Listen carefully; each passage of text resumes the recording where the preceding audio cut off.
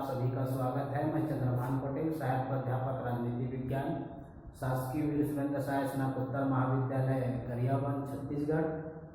आज मैं एमए राजनीति विज्ञान 4th सेमेस्टर सेकेंड पेपर लोक प्रशासन भाग 2 के अंतर्गत स्थानीय स्वायत्त शासी संस्थाओं की भूमिका के ऊपर अपना विचार प्रस्तुत कर रहा हूँ। स्थानीय स्वायत्त शासी संस्थाओं की दर्शन हमें प्राचीन भारत की जो चोल शासन व्यवस्था थी वहाँ से देखने को मिलती है। स्थानीय स्वायत्त शासी शासन कहने का मतलब पंचायती राज शासन या स्थानीय शासन एक दर्शन और एक विचारधारा है। यह केवल सीमित शासन तक के ही सीमित नहीं होता, अपितु इसका एक व्यापक अर्थ है। वर्तमान में पंचायती राज व्यवस्था स्थानीय स्वशासन प्रत्यक्ष लोकतंत्र का, सहभागी लोकतंत्र का पर्याय है। हम स्थानीय स्वशासन को महात्मा गांधी और विनोबा भावे के जो सर्वोदयी शासन है उसका पर्याय मान सकते हैं। पंचायती राज व्यवस्था शासन को लोगों तक के पहुंचाने का एक सशक्त उपकरण है, साधन है। यह सरकार के जो शक्ति है उसका विकेंद्रीकरण करता है, लोगों की सहभागिता को प्रशासन में, शासन में बढ़ाता है, सुनिश्चित करता है। अब हम बात करें भारत में ब्रिटिश काल में स्थानीय स्वशासन की शुरुआत हमको लॉर्ड मेयो के कार्यकाल में देखने को मिलता है। 1870 में लॉर्ड मेयो ने पहली बार स्थानीय स्वशासन को लागू करने की अनुशंसा की थी, लेकिन लॉर्ड रिपन को भारत में स्थानीय स्वशासन का पिता माना जाता है, क्योंकि लॉर्ड रिपन ने स्थानीय स्वशासन बोर्ड की स्थापना की थी, जो स्थानीय स्वशासन की भारत में विकास के दिशा में एक महत्वपूर्ण संरचनात्मक उपलब्धि मानी जाती है। जब भारत में राष्ट्रीय आंदोलन अपने चरम सीमा पर था, या हम कहें राष्ट्रीय आंदोलन में गांधी जी, महात्मा गांधी के द्वारा पंचायती राज का प्रबल समर्थन किया गया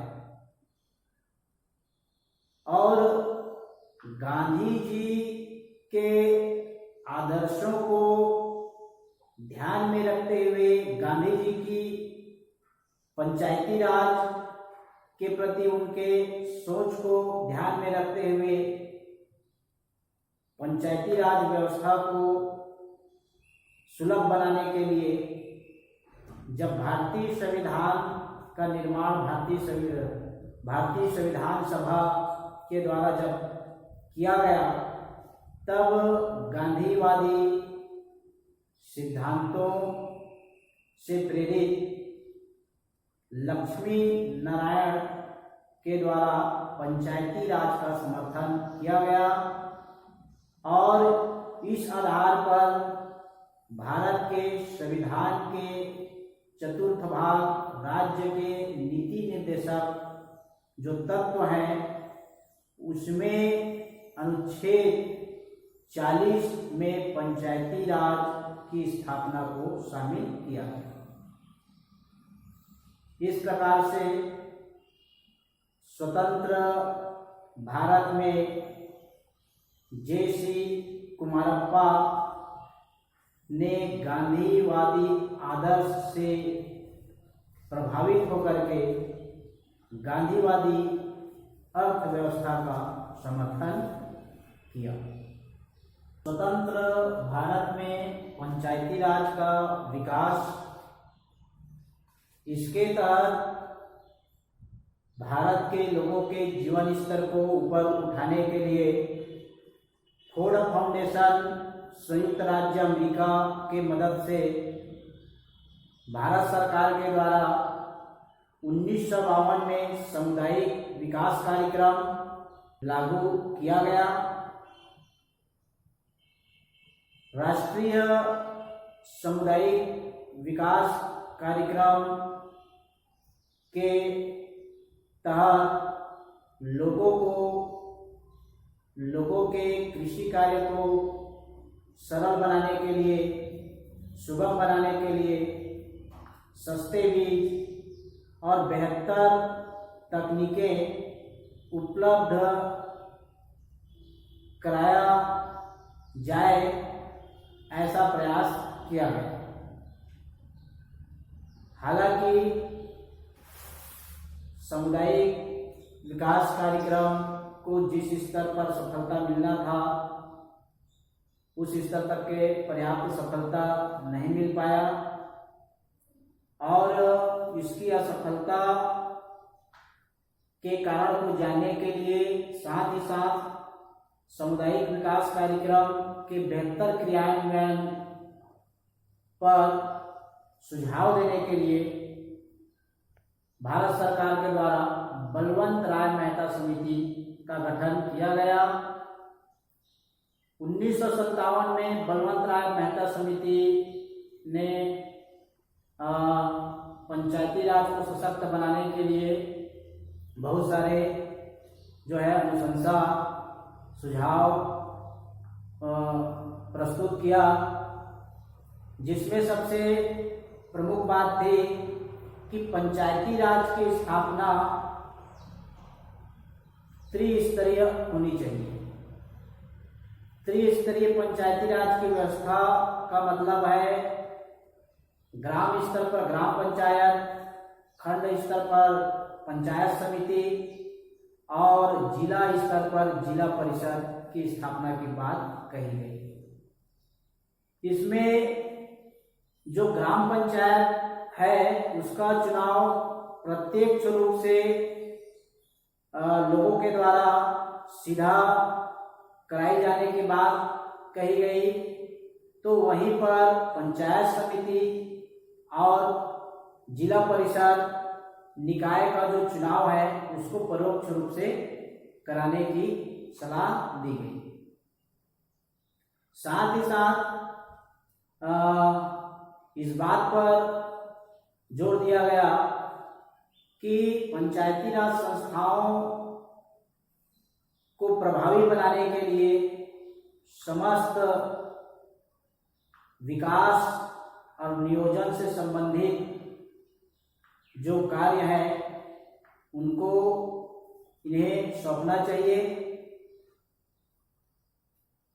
खंड स्तर पर पंचायत समिति एक कार्यकारी निकाय के रूप में कार्य करेगा, जबकि जिला परिषद की जो भूमिका होगी वह ग्राम पंचायत और पंचायत समिति की निगरानी करना, उन पर नियंत्रण रखना, उनका पर्यवेक्षक के रूप में कार्य करना, सलाहकारी और समन्वयकारी भूमिका की बात स्वीकार की गई।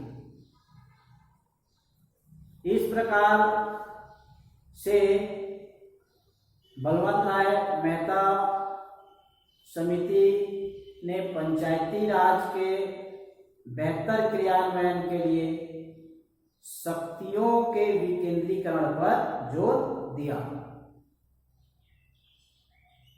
बलवंत राय मेहता समिति के अनुशंसा के आधार पर भारत सरकार के द्वारा पहली बार 2 अक्टूबर सन 1959 को भारत के प्रधानमंत्री पंडित जवाहरलाल नेहरू के द्वारा राजस्थान के नागौर जिला से पंचायती राज की शुरुआत की गई। इस प्रकार से राजस्थान पंचायती राज में अग्रणी रहा और इसके बाद आंध्र प्रदेश दूसरा राज्य बना जिसने अपने राज्य में पंचायती राज को लागू किया। आगे 60 के दशक में पंचायती राज व्यवस्था को कई संकटों से गुजरना पड़ा, क्योंकि 60 के दशक में भारत हमारे दो पड़ोसी देशों के साथ युद्ध में जूझता रहा। 1962 में भारत चीन युद्ध और 1965 में भारत पाकिस्तान युद्ध से भारत की राजनीतिक व्यवस्था में अनेक संकट की स्थिति उत्पन्न हुई और इस दौरान देश में खाद्यान्न की कमी और आर्थिक संकट ने जगह बना लिया। इस प्रकार से पंचायती राज संस्थाओं की बेहतर क्रियान्वयन में 60 के दशक में हम जो है थोड़ा सा पिछड़ गए। फिर भी पंचायती राज के माध्यम से शक्तियों के विकेंद्रीकरण को सरल और सुगम बनाने के लिए लोगों की सहभागिता को शासन प्रशासन में सुनिश्चित करने के लिए स्थानीय निकायों को आर्थिक रूप से सबल बनाने के लिए पंचायती राज व्यवस्था का विकास धीरे धीरे समय समय आगे बढ़ता चला गया। 1957 में बलवंत राय मेहता समिति का गठन हुआ तो जनता पार्टी सरकार के द्वारा 1977-78 में अशोक मेहता समिति का गठन पंचायती राज पर सलाह देने के लिए किया गया। अशोक मेहता समिति ने पंचायती राज को सशक्त बनाने के लिए निम्न सुझाव रखे। जहां बलवंत राय मेहता समिति ने पंचायती राज की स्थापना के लिए त्रिस्तरीय गठन की बात की, तो वहीं पर अशोक मेहता समिति पंचायती राज की स्थापना 2 स्तर पर करने की बात करते हैं। पहला स्तर जो है वह जिला परिषद और दूसरा स्तर जो है वह मंडल पंचायत। 15 से 20 हजार की जनसंख्या पर मंडल पंचायत की गठन होना चाहिए। साथ ही साथ अशोक मेहता समिति ने जिला परिषद को सर्वाधिक महत्वपूर्ण माना और जिला परिषद को अधिक व्यापक शक्ति प्रदान करने की अनुशंसा की।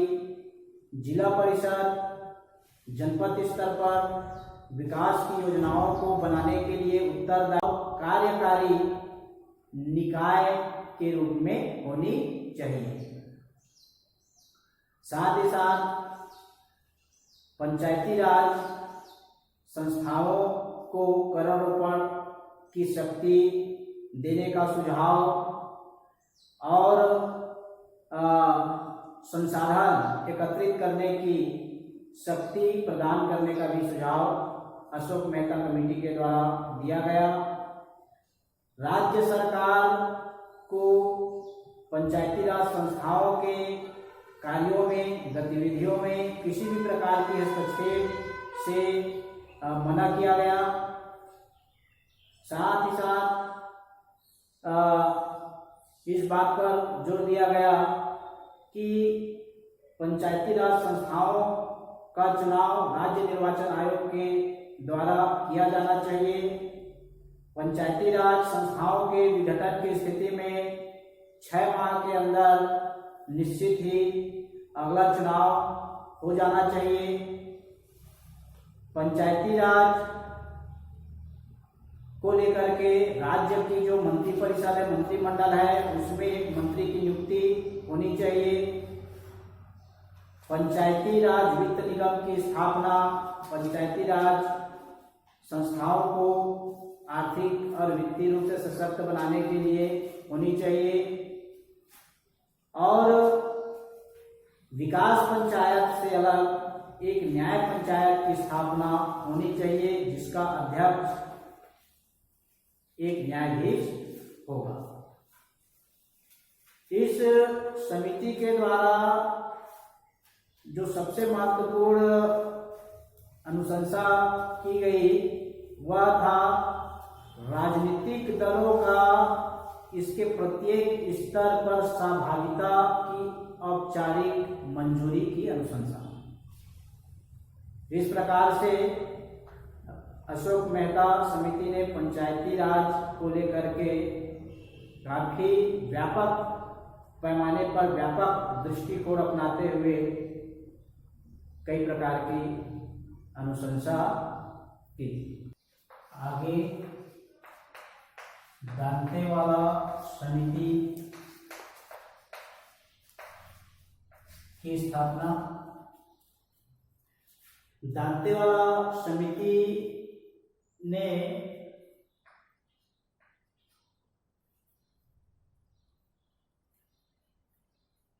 विकास की योजनाओं का नियोजन खंड स्तर पर करने पर बल दिया। साथ ही साथ गांव, जनपद और राष्ट्रीय स्तर पर नियोजन को अंतर संबंधित करने पर मुख्य रूप से बल दांतेवाड़ा समिति के द्वारा किया गया। चौथा, आगे इसी कड़ी में GV के राव समिति, जिसकी स्थापना या गठन योजना आयोग ने ग्रामीण विकास एवं गरीबी निवारण कार्यक्रम की समीक्षा के लिए 1985 में किया।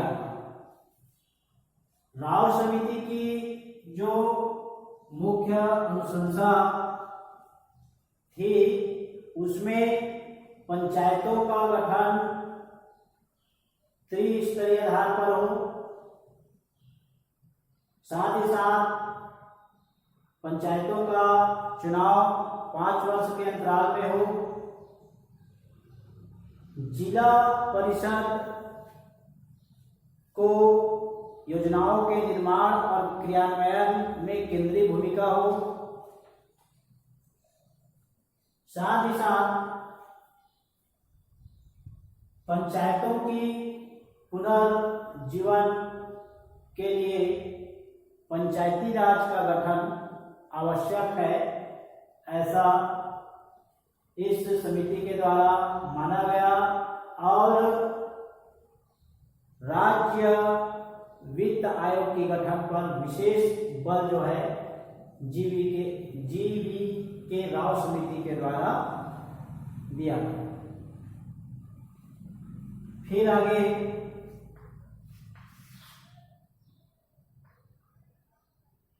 राजीव गांधी के द्वारा पंचायती राज को सशक्त बनाने के लिए विकास और लोकतंत्र के लिए पंचायतों के पुनर्जीवन नामक समिति का गठन 1986 में किया गया, जिसका अध्यक्ष एम.एल. सिंघवी थे, इसलिए इस समिति को एम.एल. सिंघवी समिति के भी नाम से जाना जाता है।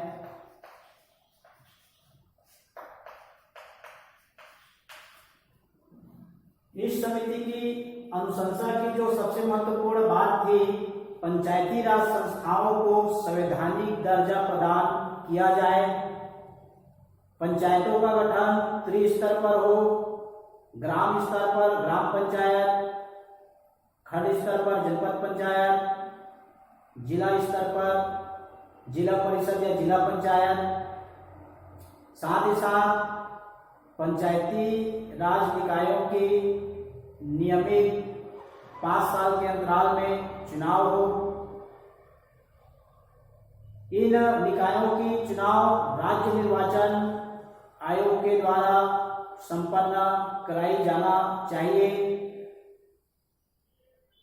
पंचायत के विवादों के समाधान के लिए न्याय पंचायत की स्थापना की जानी चाहिए। इस प्रकार से हम देखते हैं कि एम.एल. सिंघवी समिति के ही द्वारा विशेष रूप से जोर दिया गया कि जब तक के पंचायती राज संस्थाओं को संवैधानिक दर्जा नहीं मिलेगी, संविधान में इसके संबंध में स्पष्ट प्रावधान नहीं किया जाएगा, तब तक के इनकी आशा के अनुरूप विकास की अपेक्षा करना सही नहीं होगा। एम.एल. सिंघवी समिति ने पंचायती राज को सशक्त बनाने के लिए वित्त आयोग के प्रभावी क्रियान्वयन के लिए पर्याप्त अनुदान देने की भी अनुशंसा की। एम.एल. सिंघवी समिति ने पंचायती राज संस्थाओं में राजनीतिक दलों की भूमिका को हतोत्साहित करने की अनुशंसा की। राजनीतिक दलों को स्थानीय पंचायती राज संस्थाओं से दूर रखने की अनुशंसा एम.एल. सिंघवी समिति के द्वारा किया गया। 1988 में पी के फुंगन समिति का गठन हुआ।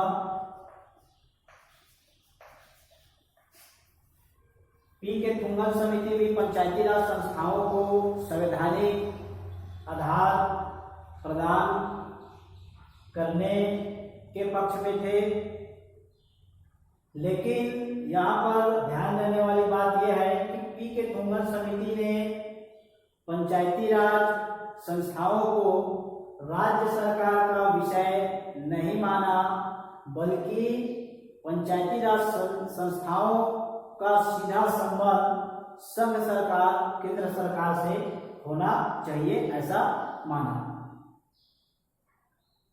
इसी कड़ी में सरकारिया आयोग जो केंद्र राज्य संबंधों के समीक्षा के लिए गठित किया गया था, सरकारिया आयोग ने भी पंचायती राज संस्थाओं को शक्तिशाली बनाने पर जोर दिया और फिर इन तमाम समितियों के द्वारा की गई अनुशंसा सुझाव के आधार पर सरकारों के द्वारा भी पंचायती राज संस्था को संवैधानिक दर्जा प्रदान करने के लिए प्रयास शुरू हुआ। तत्कालीन प्रधानमंत्री राजीव गांधी के द्वारा 1989 में 64वां संविधान संशोधन विधेयक पंचायती राज से संबंधित लोकसभा में लाया गया। लोकसभा में भारी बहुमत से पास भी हो गया, लेकिन दुर्भाग्यपूर्ण यह राज्यसभा में पास नहीं हो पाया। आगे 1990 में विश्वनाथ प्रताप सिंह जब प्रधानमंत्री बने तो उनके द्वारा मुख्यमंत्रियों का एक सम्मेलन पंचायती राज के विषय पर चर्चा के लिए आयोजित किया गया और इस संबंध में लोकसभा में एक विधेयक भी लाया गया। लेकिन यहाँ भी दुर्भाग्य था कि वीपी विश्वनाथ प्रताप की जो सरकार है वह गिर गई। आगे 1991 में पीवी नरसिम्हा राव का जो समय था यह पंचायती राज के विकास में सबसे महत्वपूर्ण समय माना जाता है, क्योंकि पीवी नरसिम्हा राव के ही कार्यकाल में फिर से पंचायती राज संस्थाओं को संवैधानिक दर्जा देने के लिए प्रयास किया गया और इस संबंध में 73वां और 74वां संविधान संशोधन अधिनियम 1992 पारित हुआ। 73वां संविधान संशोधन जो कि ग्रामीण स्थानीय स्वशासन से संबंधित था 24 अप्रैल 1993 से संपूर्ण भारत में लागू हो गया। तो वहीं पर 74वां संविधान संशोधन जो शहरी स्थानीय स्वशासन से संबंधित था 1 जून 1993 से पूरे भारतवर्ष में लागू हो गया। 73वां संविधान संशोधन लागू होने के बाद मध्य प्रदेश पहला राज्य था जहां पर स्थानीय स्वशासन का चुनाव संपन्न हुआ।